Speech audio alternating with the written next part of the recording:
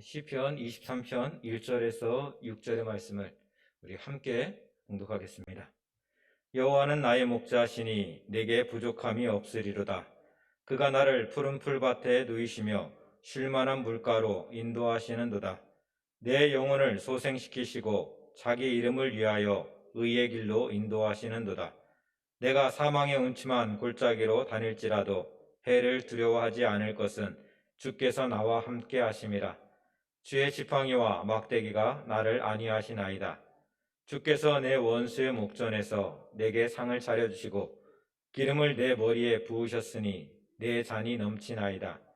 내 평생의 선하심과 인자하심이 반드시 나를 따르리니 내가 여호와의 집에 영원히 살리로다. 아멘. 우리 함께 예배하는 대양의 모든 성도들 가운데 또 오늘 또 영상을 통해서 예배하고 있는 우리 대양의 모든 가족들 가운데 주님의 평화가 함께 할 수 있기를 원합니다. 그 노래를 좋아하시는 분들을 보면 그 노래방에 가면 꼭 18번이라는 그런 곡이 한 곡씩 있는 것 같습니다. 지금은 코로나로 인해서 우리가 구역장 수련회도 경로대학 소풍도 가지 않지만 제가 처음 대양교에 왔던 9년 전에는 구역장 건철 수련회 봄에 가고 또 경로대학 소풍 봄가을로 가고 그 첫 해에는 또 아마 그 헌신자 수련회라고 해서 가을에 또 한 번 갔던 것 같아요. 1년에 한 번, 두 번 정도는 꼭 야외로 나가곤 했습니다. 그렇게 차를 타고 2시간, 3시간 동안 이동을 하다 보면 좋아하는 노래를 한 곡씩 이렇게 쭉 돌아가면서 부르게 되는데 제 귓가에 이렇게 새겨진 노래가 한 곡 있어요. 이제는 제가 어느 정도 그 가사도 다 외우고 있습니다. 그 노래는 제가 처음 들었던 그 노래는 지금 세종시에서 예배드리고 있는 우리 김 권사님을 통해서 들었는데 그 노래의 시작은 이렇죠. 해당화 피고 지는 섬마을에 섬마을 선생님이라는 곡인데 권사님이 처음 그 곡을 이렇게 부르셨는데 매년마다 꼭 그 곡을 부르는 분들이 계시더라고요. 그래서 제가 왜 그거를 기억하고 있는지는 모르겠지만 제가 그 곡을 7번 들었던 기억이 있습니다. 7번을 듣다 보니까 이제는 어느 정도 이렇게 노래를 따라해요. 그래서 어제 설교 준비를 하면서 이게 누구 곡인가 봤더니 또 이미자 씨의 곡이었더라고요. 근데 노래만이 아니죠. 우리가 구약에 39권이 있고 신약에 27권의 성경이 있지만 우리가 좋아하고 또 상황에 따라서 붙잡고 기도하고 있는 그런 말씀들도 있죠. 가령 근심하거나 낙심하는 일들이 있을 때 우리는 빌립보서 4장 6절의 말씀 아무것도 염려하지 말고 다만 모든 일에 기도와 간구로 너희 구할 것을 감사함을 하나님께 아뢰라. 이 말씀 붙잡고 우리는 하나님께 기도합니다. 또 수술을 앞두고 두려워 떨 때에 이사야 41장 10절 두려워하지 말라 내가 너와 함께함이라 놀라지 말라 나는 내 하나님이 됨이라 내가 너를 붙들게 하리라 참으로 너를 도와주리라 참으로 나의 의로운 오른손으로 너를 붙들리라. 이 말씀을 붙잡고 막 기도하는 거 하나님 도와주십시오. 하나님 붙잡아 주십시오.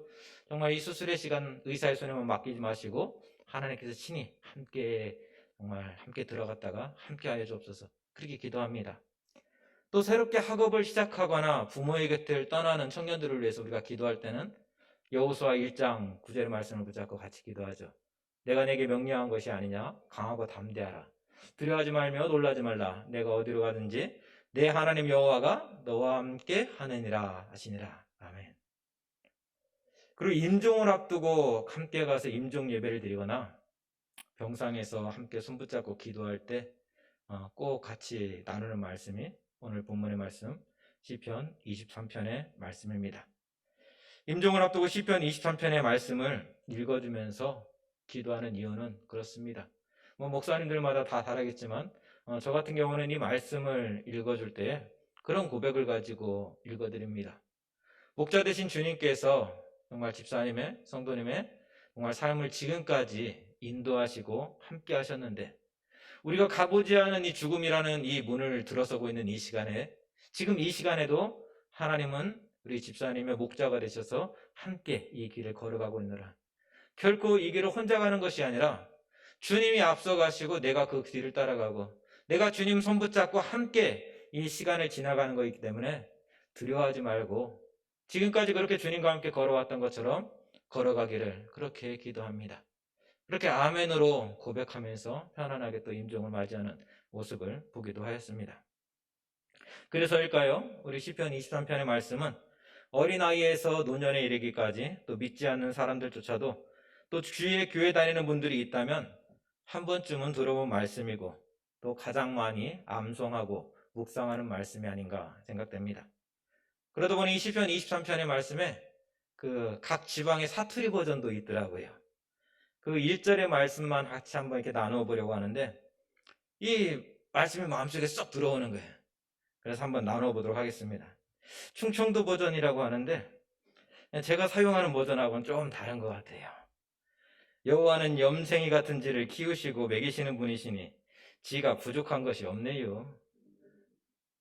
강원도 강릉 버전, 제가 이거를 이렇게 흉내를 못 해가지고 강릉 사시는 분한테 직접 한번 이 강릉 버전을 한번 들어봤으면 좋겠습니다. 자, 준비되셨으면 우리 강릉 버전 한번 말씀해 주시죠. 여보세요. 여호와는요 우리 목자래요. 내가요 부정한 게 한 개도 없잖소. 강릉 버전이죠. 평안도 버전도 있는데 이 평안도는 이게 남북이 갈라져갖고 이게 연결이 되지 않습니다. 제가 한번 흉내를 내보았습니다. 아, 여호와가 내 목자인데 뭐가 부족한가? 형 좀 맛이 좀 안 나죠? 경상도 버전은 이렇습니다. 여호와가 내 목자아이가 그라이 내 삼아 답답할 거 뭐 있겠노? 전라도 버전, 이거는 우리 남영신 권사님 오셨으면 딱 시키면 딱인데 여호와는 나의 목자께로 내가 어저뿌요? 이 광주 사투리 같아요 아마. 근데 또 이런 것도 있습니다. 아따 여호와가 시방 나의 목자신디 나가 부족함이 있겠냐? 근데 이 말씀을 가만 묵상하면서 제 고백으로 한번 생각해 봤습니다. 여호와가 나의 목자신데 정말 부족함이 없을까? 근데 부족함이 조금 있는 것 같아요. 내 연약함도 보이고. 그런데 이 고백은 되더라고요. 그래서 저는 이렇게 고백을 해봤습니다. 주님이 내 목자인데 뭐가 걱정이래요? 주님이 내 목자시니 나의 연약한 모습이 조금 보이고 또 부족한 모습이 보이고 그래도 걱정할 거 아무것도 없습니다. 그런 고백이 고백되었습니다. 다윗은 시편 23편을 통해서 다윗이 분명하게 고백하는 것은 주님이 나의 목자라는 거예요. 힘이 나의 목자가 아니고 만몬이 나의 목자가 아니고 주님이 나의 목자라는 거예요. 그 주님이 나의 목자시기에 나는 아쉬울 거 아무것도 없다고, 부족한 거 아무것도 없다고, 사람들이 나를 연약하다라고 이야기할지라도 그래도 나는 괜찮습니다 라고 다윗은 고백하고 있습니다. 그럼 왜 주님이 나의 목자라는 사실 하나만으로 아쉬울 것이 없다라고 고백하는 걸까요? 그건 우리가 이스라엘의 어떤 지형과 양과 목자의 관계에 대해서 먼저 우리가 알아야 될 것 같습니다. 그 어릴 적 아버지가 염소를 좀 메고 오라고 하면 그냥 뒷산에 가서 딱 메고 왔어요. 그럼 하루 종일 거기서 염소가 이제 줄을 묶어놨으니까 그 줄 사방에서 풀을 뜯어먹고 쉬고 놀다가 저녁이 되면 이렇게 데리고 오면 되는 거예요. 소를 메고 오라고 하면 곡식이 없는 데 가서 그냥 딱 말뚝 박아놓으면 하루 종일 거기서 소가 풀을 뜯고 먹고 하는 거죠. 그만큼 우리나라는 정말 염소를 먹이도 또 소를 정말 먹이도 참 좋은 그런 환경이라는 거예요. 어디 가나 풀이 있고 물이 있으니까. 근데 이스라엘의 지형은 그렇지 않습니다. 광야입니다. 사막입니다. 언제 들짐승들이 나와서 이들을 해할지도 모르는 그런 상황인 거예요. 그러니까 아무 데다 내다 놓고 거기다 말뚝을 박아놓으면 말 그대로 이 양을 죽이는 그런 결과밖에는 되지 않는 거예요. 그래서 양은 목자를 따라가지 않으면, 목자가 푸른 풀밭으로 맑은 물가로 인도하지 않으면 그 양은 살 수 있는 길이 없는 거예요. 만약 목자가 나를 정말 들짐승으로부터 지켜주지 않는다면, 길을 잃어버린 나를 찾지 않는다면 그거는 죽음이라는 거예요. 이러한 이스라엘의 고백은 출애굽의 역사 속에서도 경험되어진 그런 믿음의 고백이었습니다. 승승장구하며 애굽을 떠나서 광야로 나왔습니다. 근데 광야로 나와서 이스라엘이 첫 번째 만난 것이 홍해바다죠. 근데 홍해바다 앞에서 그들이 할 수 있는 것은 아무것도 없었습니다. 목이 말라 죽을 것 같은 시간에도, 배가 고파서 헛것이 보이는 그 시간에도 그들이 할 수 있는 것은 아무것도 없었습니다. 광야니까, 사막이니까 도망갈 데도 없고 피할 데도 없고 먹을 것도 없고 숨을 것도 없는 그런 상황밖에는 그들에게 놓여 있지 않았습니다. 분명 애굽에서는 내가 제일 잘났다라고 교만에 떨던 사람들도 있었을 것입니다. 나는 어떤 상황 속에서도 살아남을 수 있어 라고 큰 소리 쳤던 사람들도 있을 것입니다.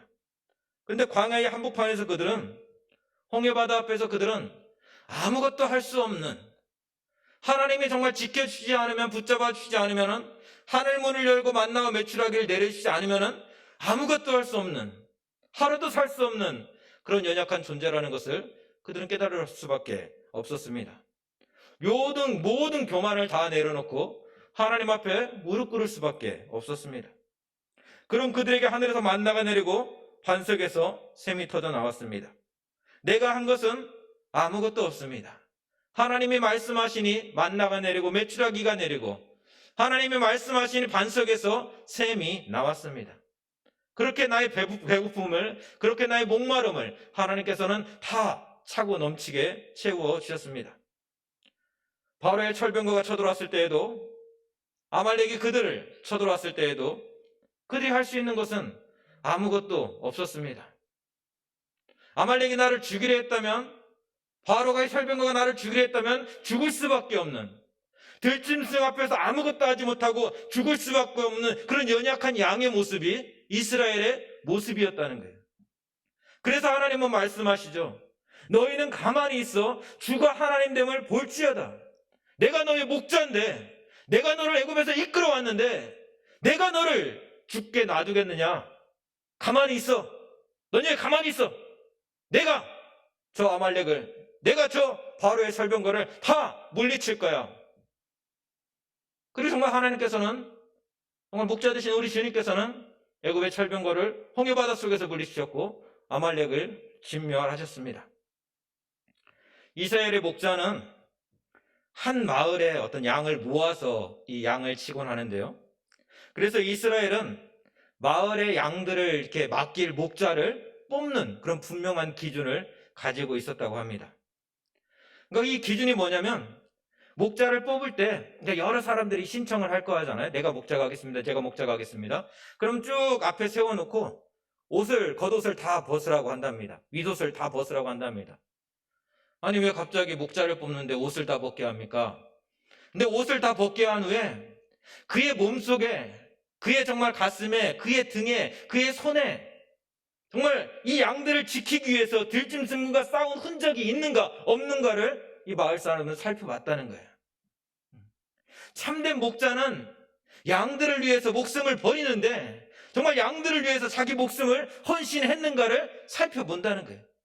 그리고 그 몸에 흔적이 있을 때, 그 몸에 헌신의 흔적이 있을 때, 그 몸에 양들을 위해 정말 죽을 각오로 싸웠던 그 모습이 있을 때에 마을 사람들은 그 사람을 마을의 목자로 세운다는 거예요.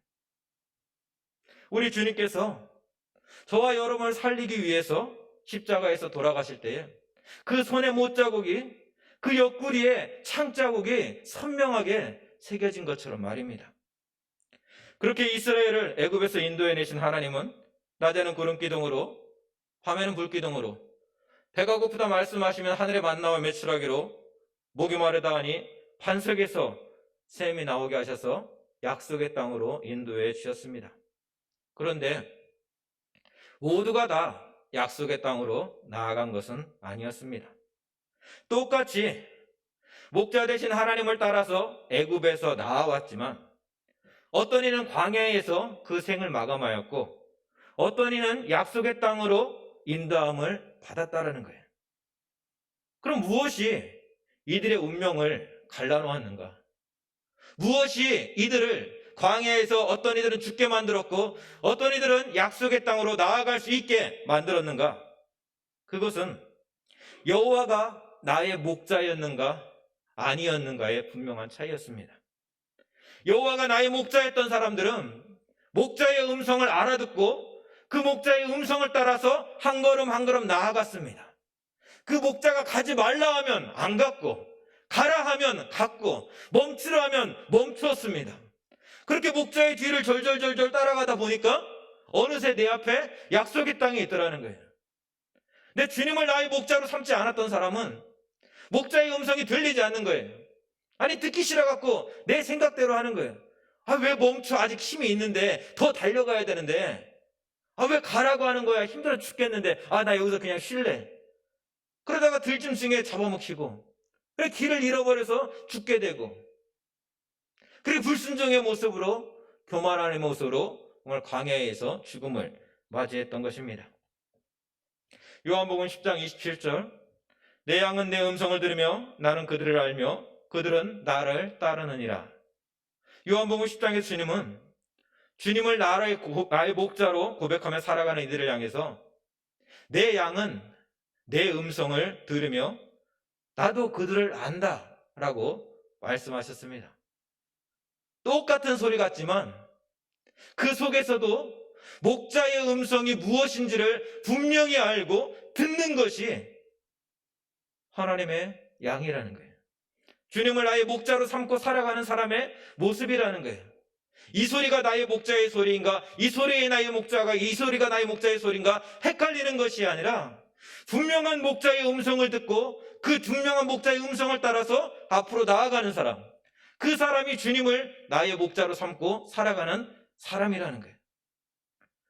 여기 그 모습이 무엇인지 너무나 분명하게 보여주는 영상이 있어서 우리 그 영상을 한번 잠깐 보도록 하겠습니다. 여러 사람들이 그 양을 부르는데요, 한번 자세히 살펴보시죠.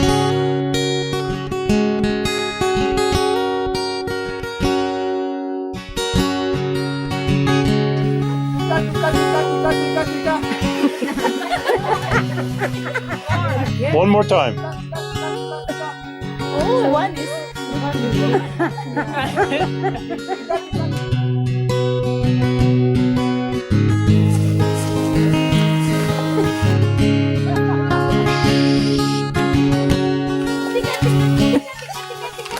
Louder. Tika, tika, tika, tika. Tika, tika, tika, tika. Tika, tika.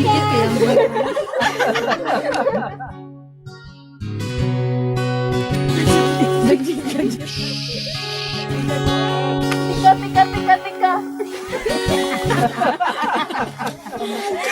Ayoko.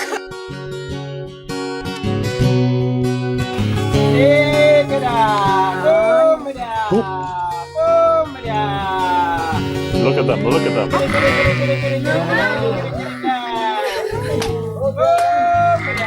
That's amazing. Isn't that amazing? They are coming. Oh my God. Woo! Oh my God. I can't believe this. Oh my God. This is right first. Oh my God. This is amazing. One more. You scared them. Yeah, Eunice made him go away. Oh my God. Was that cool or what? Oh my God. You will never have the same again. Oh my God. 분명하게 I can't believe the 음성이 video is coming. 어떤 소리인지를 아는 거예요. 비슷한 소리이지만 그 소리에는 아무런 반응을 하지 않습니다. 그러나 목자가 불렀을 때 양들은 고개를 쳐들어서 바라보는 거예요. 그리고 아, 지금 나를 부르는구나 하면서 그 자리로 달려오는 거예요. 이것이 양과 목자의 모습이라는 거예요.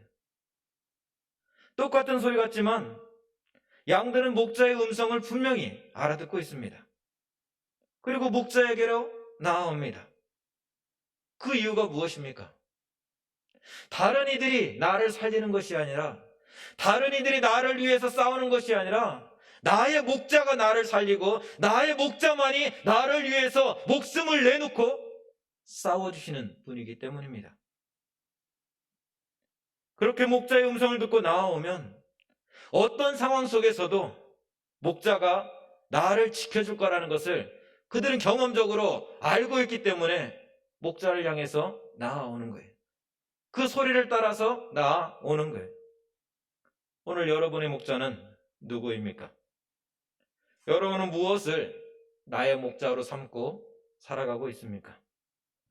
예수님을 나의 목자로 삼으셨습니까? 그렇다면 여러분, 예수님 때문에 나는 부족함이 없습니다. 아니면 예수님 때문에 나는 아무 걱정할 건 없습니다 라고 고백하며 살고 계십니까? 예수님을 나의 목자로 삼으셨다면 나는 주님 한 분만으로 나는 만족할 수 있습니다. 주님 한 분이면 나는 정말 살아갈 수 있는 힘이 있으니까, 다시 일어설 수 있는 힘이 있으니까 나는 만족합니다 고백하며 살아가고 계십니까? 주님을 나의 목자로 삼고 살아가는 자가 누리는 가장 큰 복이 있다면 그것은 평안입니다. 시편 23편 2절의 말씀 우리 같이 함께 읽어보겠습니다. 그가 나를 푸른 풀밭에 누이시며 쉴만한 물가로 인도하시는도다. 아멘. 우리가 동물의 왕국이나 다큐멘터리를 이렇게 가만히 보다 보면 초식동물은 그 육식동물과 분명한 차이를 보이는 것을 우리는 보게 되어집니다. 그러니까 초식동물들은 막 음식을 이제 풀을 뜯다가도 한 번씩 고개를 들어가고 주위를 이렇게 두리번 하는 거예요. 막 먹다가 옆에서 부시럭 소리만 나도 불이 나게 도망갑니다. 그러나 육식동물들은, 어떤 사자와 어떤 이렇게 들짐승들은 옆에서 누가 지나가던 말던 그냥 밥을 먹고 누워서 장난치고 잠을 잡니다. 그 차이가 무엇일까요? 초식동물은 언제든지 이 사자가 와서 나를 죽일 수 있다는 것을 알고 있는 거예요. 그만큼 내가 연약한 존재라는 것을 알고 있는 거예요. 그러니까 밥을 먹으면서도 그 긴장의 끈을 놓을 수가 없는 거예요. 나를 죽이려 찾아오는 그 사자의 그 발자국 소리를 놓치는 순간 내가 죽을 수밖에 없기 때문에 쉬어도 쉬는 게 아니에요.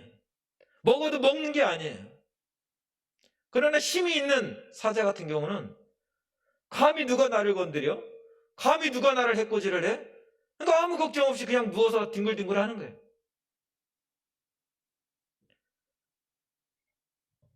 우리 한번 사진 한 장 볼까요?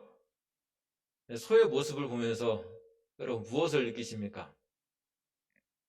양이 풀밭에 누워있다는 것을 세상에서 가장 평안한 쉼을 누리고 있다는 그런 이야기로도 우리는 표현할 수 있습니다. 여러분, 저 소의 모습을 보면서 무엇을 느끼고 있습니까? 세상 걱정 없는 모습 아닌가요? 누가 나를 해코지할까? 누가 나를 죽이려 올까? 그런 걱정을 한다면 저 소가 저렇게 누워 있을 수 있을까요? 그럴 수 없겠죠. 우리 시골에서 소를 쳐보신 분들은, 어릴 적 시골에서 살으셨던 분들은 아마 정말 그가 나를 푸른 풀밭에 누이시고 정말 양이 풀밭에 누워있다, 소가 풀밭에 누워있는 저 모습이 어떤 모습인지 그냥 설명을 하지 않아도 가슴에 확 와닿을 거예요. 저 모습의 평안함, 저 모습이 주는 안식이 무엇인지 말입니다. 이렇듯 양이 풀밭에 누워있다는 것은 세상 그 어느 곳에서도 누릴 수 없는 평안함과 안식을 누리고 있다라는 그런 고백입니다. 양이 풀밭에 눕기 위해서는 크게 어떤 세 가지 조건 만족될 수 있어야 됩니다. 첫째는 배가 불러야 돼요. 밥을 먹고 배가 불러야 돼요. 근심 걱정이 없어야 됩니다. 둘째는 주위에 나를 해치는 들짐승들이 없다는 안전함이 내가 느껴져야 됩니다. 그리고 셋째는 이 가장 중요한 문제인데, 목자가 나를 지켜주고 있다는 것을 그들이 알아야 되는 거예요. 그러면 양들은 풀밭에 눕습니다. 뒹굴뒹굴하죠. 아무 걱정 없으니까. 나를 해칠 자가 없으니까. 목자가 있으면 그 무엇이 와도 나는 두렵지 않으니까 뒹굴뒹굴할 수 있는 거예요. 근데 다윗은 본문 2절에서 주님이 나를 푸른 풀밭에 누이신다 라고 말씀하고 있습니다. 주님이 가장 능력이 크시고 어떤 원수가 와도 물리칠 수 있는 분인데, 그분이 나의 목자가 되시니까, 그분이 나의 정말 인도자가 되시니까, 그분이 내 삶의 빛이 되시니까 나는 푸른 풀밭에 누울 수 있습니다. 그 평안함이 나에게는 있습니다. 라고 다윗은 고백하고 있는 것입니다. 세상의 금은보화가 이 평안을 우리에게 허락해 줄 수 있을까요? 세상의 그 어떤 권력과 힘이 이 평안을 우리에게 허락해 줄 수 있을까요? 그렇지 않습니다. 주님이 나의 목자가 되실 때 세상 그 어느 곳에서도 허락될 수 없는, 맛볼 수 없는 그 평안이, 안식이 우리에게 주어진다라는 것입니다. 주님이 나의 목자가 되는 사람은 이 세상에서 경험할 수 없는 놀라운 하늘의 평안과 위로를 경험하게 되는 것입니다. 요한복음 14장 27절, 평안을 너희에게 끼치노니 곧 나의 평안을 너희에게 주노라. 내가 너희에게 주는 것은 세상이 주는 것과 같지 아니하리라. 너희는 마음에 근심하지도 말고 두려워하지도 말라. 목자 되신 주님이 오늘 우리에게 주시는 말씀이에요. 약속이에요. 교회에 다니고 예수를 믿으면서도 늘 불안해하며 사시는 분들을 보게 되어집니다. 세상이 왜 그렇게 불만투성인지, 왜 이렇게 마음에 드는 게 없는지 모든 것이 불평, 불만인 분들도 보게 되어집니다.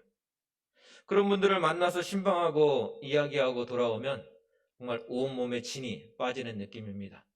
한 것도 없는데 1시간 같이 이야기 들어주고 1시간 그냥 이야기를 나누고 온 것뿐인데 몸이 천근만근 정말 쓰러질 듯이 힘든 경험을 하게 되어집니다. 근데 저는 한번 묻고 싶습니다. 주님이 정말 나의 목자라 고백하고 있는지, 주님이 나의 목자이신데 왜 나의 입술에서는 평안이 아니라, 정말 안식이 아니라 죽이는 말들만이 이렇게 나오고 있는지 한번 물어보고 싶습니다. 주님이 나의 목자라면 지금 내가 광야에 있다 해도, 지금 나의 상황이 광야라 할지라도 괜찮습니다. 주님이 나의 목자라면 무리 없고 원수가 나를 향해서 달려와도 괜찮습니다. 그 이유가 무엇입니까? 목자 되신 나의 주님께서 원수를 물리치실 것이고, 목자 되신 나의 주님께서 목말라 죽을 것 같으면 반석을 쳐서 물을 허락해 주실 것이기 때문입니다. 나의 목자 되신 주님께서 필요를 따라서 일용할 양식을 허락해 주실 것이기 때문입니다. 이스라엘의 목자가 몸에는 상처를 보여주며 내가 정말 양들을 위해서 목숨을 아끼지 않은 선한 목자입니다라고 이야기했다라면, 우리 주님은 오늘 우리에게 그 손에 못자국 난 그 손을 보여주시면서, 그 옆구리에 창자국 난 그 모습을 우리에게 보여주시면서 내가 너를 정말 사랑하노라 오늘 우리에게 말씀하고 있는 것입니다. 내가 사망경청한 골짜기를 다닐지라도 해를 두려워하지 않을 것은 주께서 나와 함께 하심이라 다윗은 고백하죠. 아이를 키우다 보니까요, 아이들 때문에 하나님의 말씀의 깊이를 깨달을 때가 있습니다. 그러니까 이 말씀도 그렇습니다. 아이와 함께 밤에 길을 가는데 아이는 신이 났어요. 저는 처음 가는 길이라 정말 이 길로 가야 되는지 이 길로 가는지 이렇게 좀 두려운 마음도 있고 염려 걱정도 있는데, 얘들은 그냥 엄마 아빠 손잡고 막 르르랄라 좋다 막 갑니다. 밤에 운전할 때는 어떻습니까? 앞에는 막 비가 막 몰아칩니다. 깜깜한 칠흑 같은 어두움이에요. 근데 뒤에서 열심히 과자 먹고 놀고 있어요. 막 히히 하고 막 떠들고 있어요. 그러다가 피곤하면 픽 쓰러져 잡니다. 아빠는 막 온통 긴장이에요. 왜? 혹여라도 사고 날까봐, 혹여라도 앞에 뭐 못 볼까봐 도는 부릅뜨고 졸리는 부릅뜨고 그렇게 운전을 해갑니다. 근데 이 아이들은 왜 그렇게 평안하게 쉴 수 있을까요? 아빠가 나와 함께하고 있기 때문입니다. 엄마가 나와 함께하고 있기 때문입니다. 내가 이 엄마와 아빠와 함께하고 있으면은 밥을 굶지 않았다라는 거예요. 어느 자리에서도 잘 수 있었다라는 거예요. 나를 지켜주기 때문에, 나를 보호해주기 때문에 엄마는 먹지 않아도 그 입에 있는 사탕을 꺼내서라도 내 입에 넣어주기 때문에 아무 걱정하지 않았다라는 거예요. 그러니까 내가 사망의 은총한 골짜기를 다닐지라도 나는 두렵지 않은 거예요. 왜? 주님이 나의 목자가 되시니까. 사망의 은총한 골짜기가 중요한 것이 아니라 주님이 나의 목자라는 사실이 중요한 거예요. 그분이 나의 아버지시기에 어디에 있든지 어느 자리에 있든지 나는 평안할 수 있습니다. 나는 평안합니다. 나에게는 참된 안식이 있습니다. 라고 고백하며 찬양하는 것입니다. 그래서 주님이 나의 목자라 고백하는 사람은, 목자이신 주님과 함께 믿음 생활을 하는 사람은 나는 여호와의 집에 주님 안에서 영원히 살기를 기뻐합니다. 라고 노래할 수밖에 없는 것입니다. 성도 여러분, 오늘 우리 스스로에게 한번 이렇게 한번 질문을 던져봤으면 좋겠습니다. 어떤 분들은 그래요. 목사님, 저 빨리 천국 가고 싶어요. 왜요, 집사님? 아유, 이 세상이 너무나 지긋지긋해요. 힘들어요. 그래서 빨리 그냥 천국 가고 싶어요. 얼마나 그 삶이 힘들면, 얼마나 그 삶이 괴로우면 그렇게 말씀하실까, 이야기를 할까, 참 눈물이 납니다. 그런데 여러분, 이 세상에는 주님이 나와 함께 하지 않나요? 지금 이 시간에도 주님은 나와 함께하고 있다는 거예요. 나의 목자 되신 주님께서 지금도 나와 함께하고 있다는 거예요.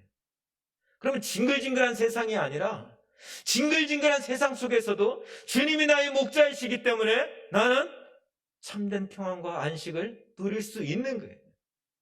그 주님과 손붙잡고 즐겁게 살아갈 수 있는 거예요.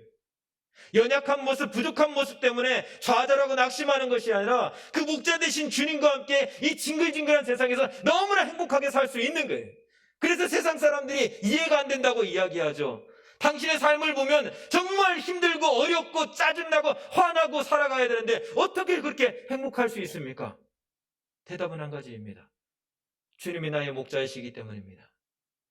주님이 내 삶을 인도해 주시기 때문입니다.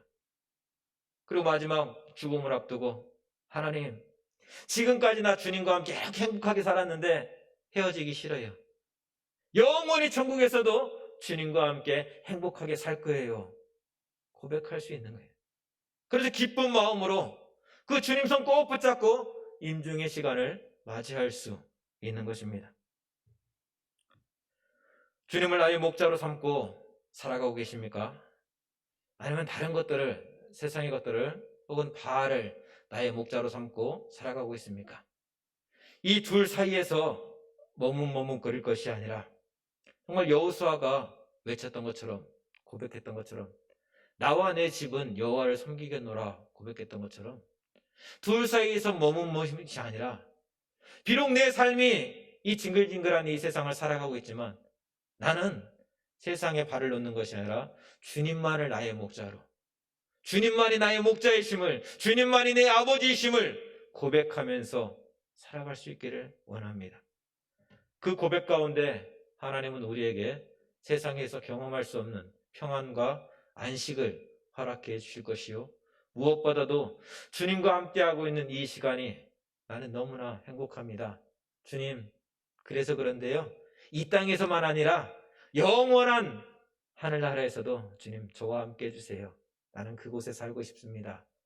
그 고백이 정말 다윗의 고백만이 아니라 오늘 예배하는 우리 모두의 고백이 되기를 주님의 이름으로 축원드립니다.